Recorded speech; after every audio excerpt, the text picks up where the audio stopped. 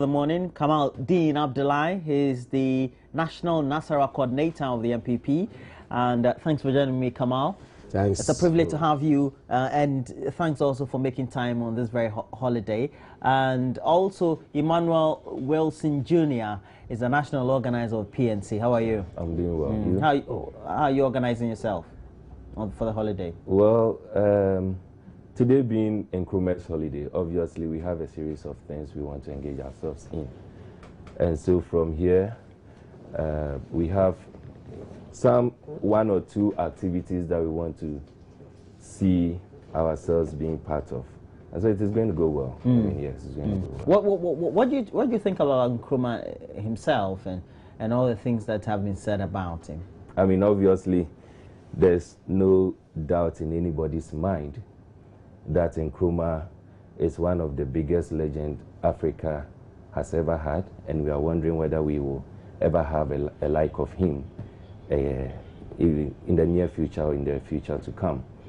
Nkrumah indeed has really made Africa and the whole world know that, yes, Africa is capable.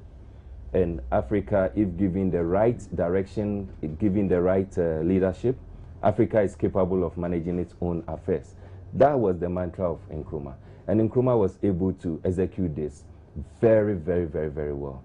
Indeed, if there's any leader we've ever had in the history of Ghana, in the history of the entire African continent, whose deeds speaks, and who really believes that action speaks louder than words. And even to date, we can look around and pinpoint and say that this is what once upon a time we had a leader who was able to establish. I don't think if you take away Nkrumah, you ever get any other person who can associate, in terms of what the person has done.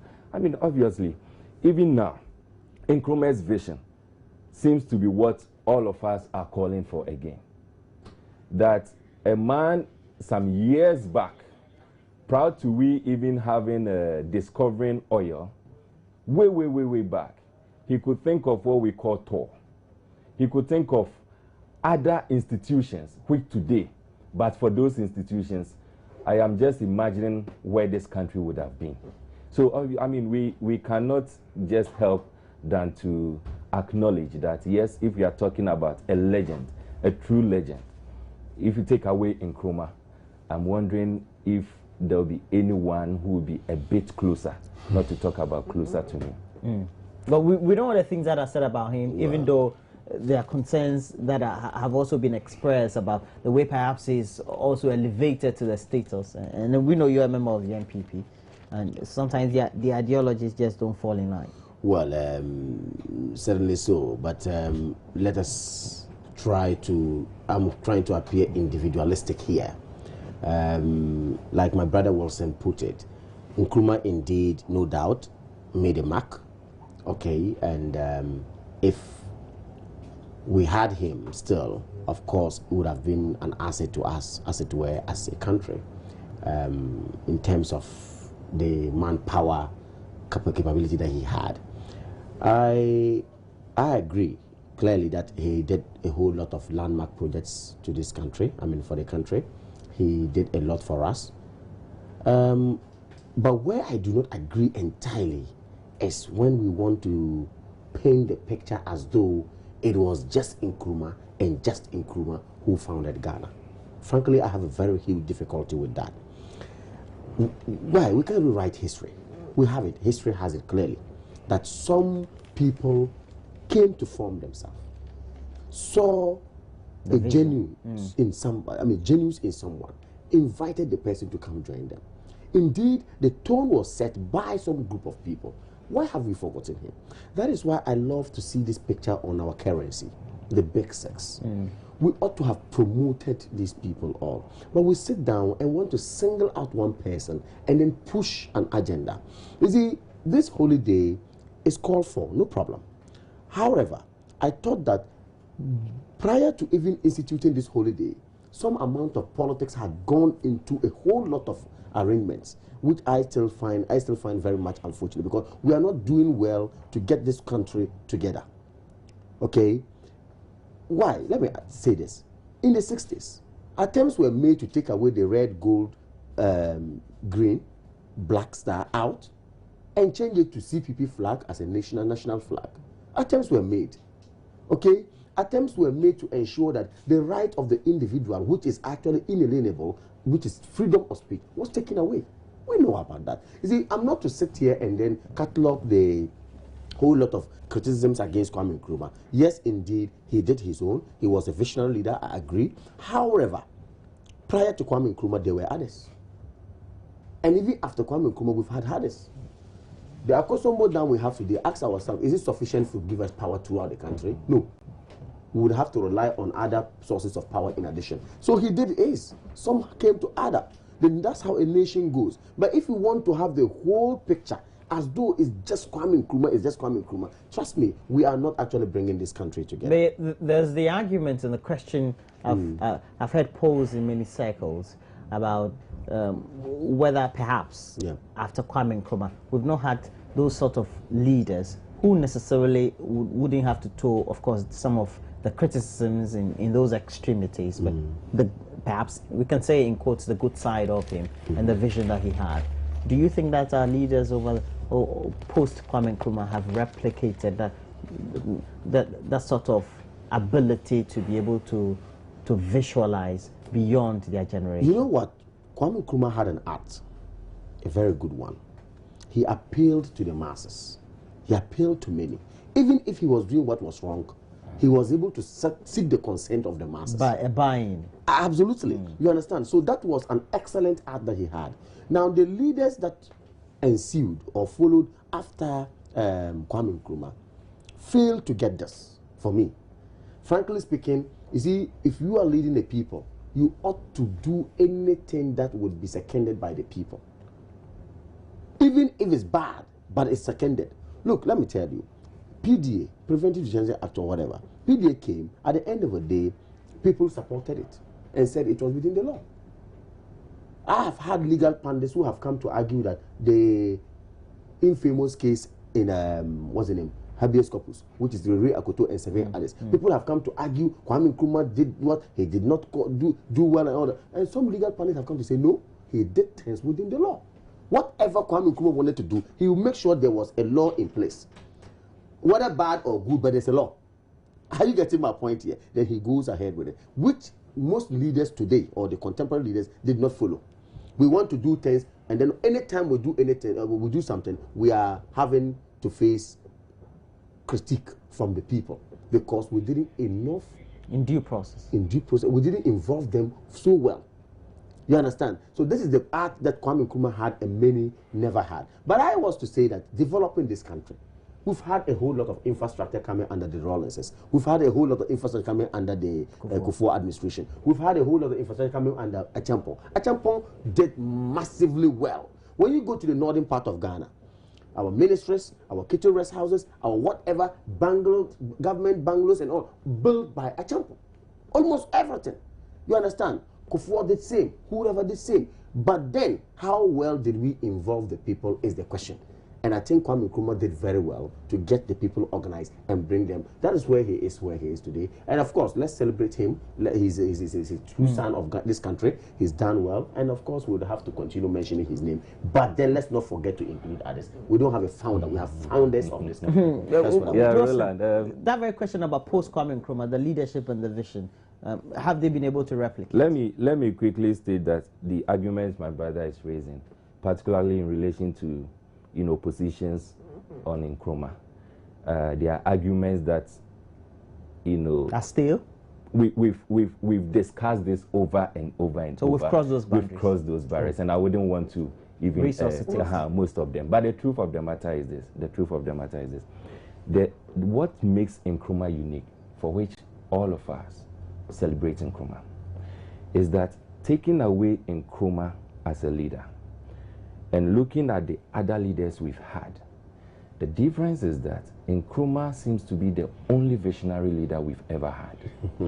The rest of leaders we've had over the past years are leaders who exhibit what I describe as crisis management leaders or leadership.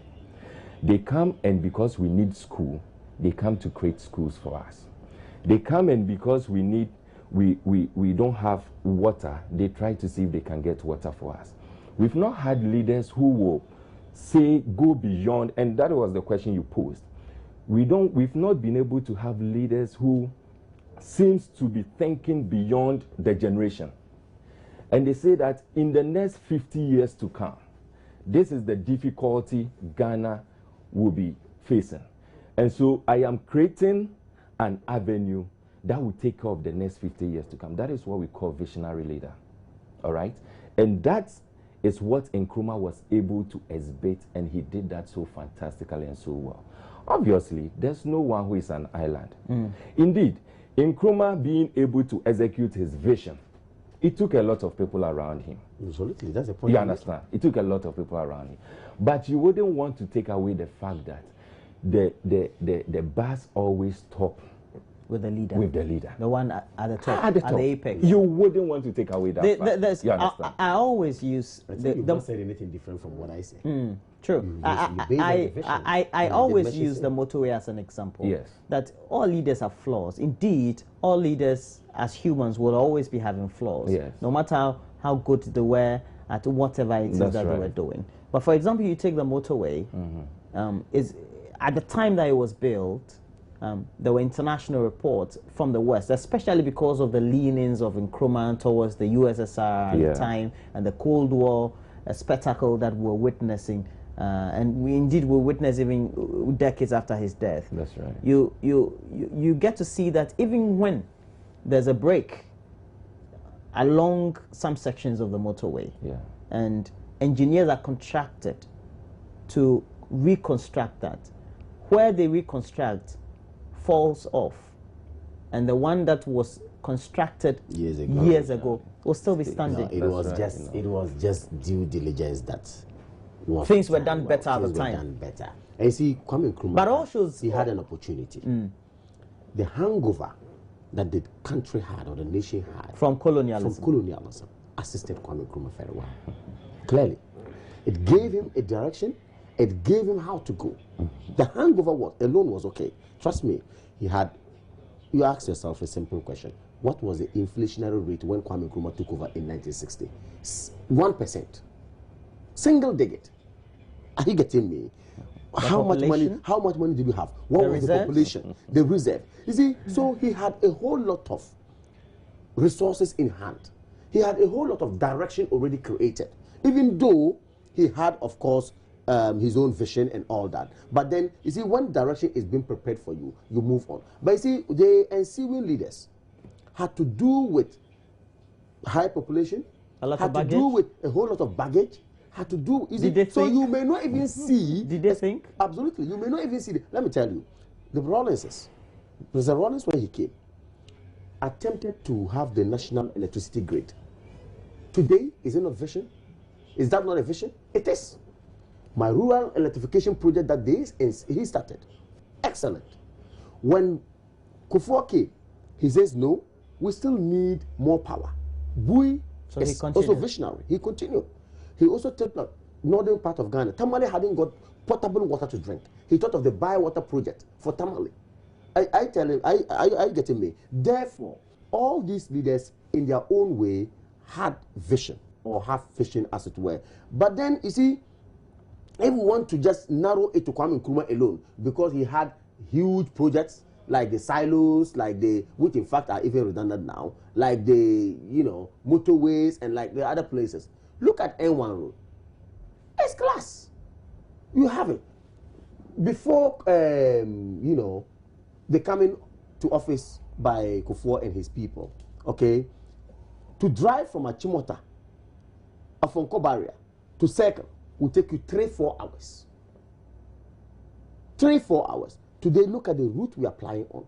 That is also visionary. So, but you see, we don't have to just look at issues like that and want to narrow it to Kwame Nkrumah alone and just Kwame Nkrumah alone. My point is, and I'll still continue to state it, the Kwame Nkrumah even we're talking about, it took someone to identify him, to bring him on board. That person, are you telling me, fundamentally didn't love Ghana?